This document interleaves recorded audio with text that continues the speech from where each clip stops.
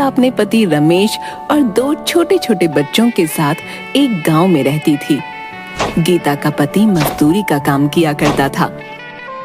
वो लोग बहुत ही गरीबी की हालत में रहते थे। बहुत मुश्किल से 2 वक्त का खाना मिल पाता था।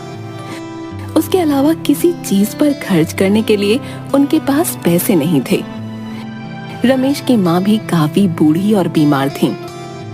उनकी जिंदगी इसी तरह चल रही थी कि अचानक एक दिन रमेश को काफी तेज बुखार आता है और सही इलाज न मिल पाने के कारण उसकी मृत्यु हो जाती है। गीता के पति का एक छोटा भाई राजू भी था, जो बहुत चालाक किस्म का आदमी था। भाई की मृत्यु के बाद वो थोड़े दिन उसके परिवार और माँ की सेवा का नाटक करता है। कुछ दिनों में अपनी माँ को उल्लू बनाकर खेती बाड़ी की सारी जमीन अपने नाम लिखवा लेता है। राजू अपनी माँ से कहता है, देखो माँ, भाई की तो अब मृत्यु हो चुकी है। भाभी तो जाकर खेतों में काम करेंगी नहीं, सो मुझे ही सब देखना पड़ेगा। इन कागजों पर अंगूठा लगा दो। बाकी भाभी और बच्चों की चिंता मत करो, उनका सारा खर्च मैं उठा लूंगा। तुम लोगों को चिंता करने की जरूरत नहीं है। बूढ़ी माँ राजू की बातों में आकर अंगूठा लगा देती है, पर राजू बहुत मक्कार निकलता है। 2-4 दिनों में वो जमीन को औने पौने दाम में बेचकर गांव से फरार हो जाता है। कैसा कपूत पैदा किया मैंने, जो अपने ही घर को बर्बाद करके भाग गया। अब हम लोग क्या करेंगे? गीता पर तो दुखों का पहाड़ टूट पड़ा। वो सोचने लगती है, मैंने तो आज तक कोई काम नहीं किया, कभी घर से बाहर नहीं निकली। मैं इन 2 छोटे बच्चों को और अपनी बूढ़ी सास का कैसे ख्याल रखूंगी? भगवान ने हमारे साथ बहुत अन्याय किया। घर का एकमात्र सहारा हमसे छीन लिया। कुछ दिन बीतने के बाद खाने पीने का जो थोड़ा बहुत सामान था वो सब खत्म हो गया। अब तो ना घर में राशन था और ना ही पैसे बचे थे। गीता अपनी सास से कहती है, माँ जी, जो भी पैसे जुड़े हुए थे वो सब खत्म हो गए हैं। कुछ दिन तो कट गए, पर अब आगे का कुछ सोचना पड़ेगा। आस पड़ोस के लोग कुछ दिन तो उन लोगों की मदद करते हैं, पर धीरे धीरे सब लोग उन्हें उनके हाल पर छोड़ देते हैं। गीता अपनी बेटी से कहती है, बेटी, अब बस केवल थोड़े से दाल और चावल ही बचे हैं। आज का ही खाना बन पाएगा। कल से मुझे कुछ काम ढूंढने जाना पड़ेगा। मैं बहुत चिंतित हूँ कि तुम लोगों को अकेला छोड़कर मैं काम पर कैसे जाऊंगी। माँ जी भी तो बीमार रहती हैं, उन्हें किसके भरोसे छोड़कर जाऊं? आप चिंता बिल्कुल न करें। आप तो भगवान की इतनी पूजा करती हैं, वो जरूर आपकी मदद करेंगे। हाँ बेटी, अब भगवान ही हमारी मदद कर सकते हैं। तुम भी उनसे प्रार्थना करना। चलो अब खाना खा लो। बच्चों और सास को खाना खिला लेने के बाद केवल थोड़ा सा ही खाना उसके लिए बचा। गीता जैसे ही खाना खाने के लिए बैठी, तभी बाहर से आवाज आती है, क्या कोई घर पर है? इस भूखी बुढ़िया को भी खाना खिला दो। बूढ़ी अम्मा की आवाज सुनकर गीता तुरंत बाहर आती है और उन्हें बैठने के लिए कहती है।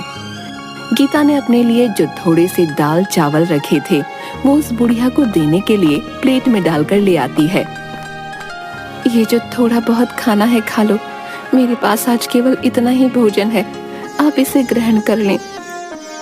बूढ़ी अम्मा खाना खाते खाते गीता से पूछने लगती हैं, क्या हुआ बेटी, उदास क्यों है? गीता उस बूढ़ी अम्मा को सारी कहानी बताते हुए कहती है कि किस तरह अचानक उसके पति की मृत्यु के बाद घर का सारा भार उसके ऊपर आ गया और कमाई का कोई जरिया नहीं है। आज तो राशन भी खत्म हो गया है। मुझे समझ नहीं आ रहा कि अपने छोटे छोटे बच्चों और बूढ़ी सास को छोड़कर कैसे बाहर काम पर जाऊं, और यदि काम नहीं किया तो इनके लिए खाना कहां से लाऊंगी। बूढ़ी अम्मा गीता की सारी बातें सुनकर उससे कहती है, तुमने ये जो दाल चावल बनाए थे इनमें बहुत ही स्वाद था। तुम्हारे हाथ में स्वाद है। घर के बाहर ही तुम दाल चावल का ठेला क्यों नहीं लगा लेती, जिससे तुम्हें घर छोड़कर कहीं जाना भी नहीं पड़ेगा और तुम्हारी कमाई का जरिया भी बन जाएगा। मैं तुम्हें एक नमक का पैकेट देती हूँ, ये एक जादुई नमक है। तुम अपने खाने में इसी पैकेट से नमक डालना, फिर देखना उस खाने का स्वाद। तुम्हारा सारा खाना हाथों हाथ बिक जाएगा और तुम्हें कभी पैसे की कोई परेशानी नहीं होगी। ये कहते हुए बूढ़ी अम्मा गीता को एक नमक का पैकेट देती हैं। आपका बहुत बहुत शुक्रिया अम्मा, आपने तो मेरी समस्या हल कर दी। अब मैं घर पर रहकर ही सब काम कर लिया करूंगी और मुझे अपने बच्चों को छोड़कर कहीं दूर भी नहीं जाना पड़ेगा। तुम बहुत ही अच्छे दिल की औरत हो। तुम्हारे मन में लोगों के लिए दया भाव है और तुम लोगों की मदद करना चाहती हो, इसीलिए मैं तुम्हें ये जादुई नमक दे रही हूँ। ये तुम्हारी बहुत मदद करेगा। हाँ, ये याद रखना, ये पैकेट कभी भी खाली नहीं होगा। बस तुम इसे एक जगह संभाल कर रख देना और हमेशा खाने में नमक इसी में से डालना। भगवान तुम्हारा भला करेंगे। ये कहते हुए वो बूढ़ी अम्मा वहाँ से चली जाती हैं। गीता अगले ही दिन भगवान का नाम लेकर खाना बनाने का काम शुरू करती है। पहले दिन वो दाल चावल ही बनाती है और उसमें वही जादुई नमक डालती है। वो अपने आसपास के सभी घरों में कहलवा देती है कि आज से वो दाल चावल बनाकर बेचने का काम शुरू कर रही है। जिसे भी दाल चावल लेने हो वो उससे खरीद सकता है। पहले ही दिन कुछ लोग गीता से दाल चावल खरीद कर खाते हैं, तो उसके दाल चावल के स्वाद से वो लोग बहुत खुश होते हैं। गीता बहन, वाह क्या बात है, ये दाल चावल तो बहुत ही स्वादिष्ट है? हम भी रोज घर में दाल चावल बनाते हैं, परंतु ऐसा स्वाद तो कभी भी नहीं आया भाई। हाँ भाई, ऐसे दाल चावल ना गुड्डू की माँ जो है 100 साल लगा कर भी नहीं बना पाएगी, बता रहा हूँ। स्वाद आ गया भाई सच में। हाँ, गीता के बनाए दाल चावल धीरे धीरे पूरे गांव में मशहूर हो जाते हैं।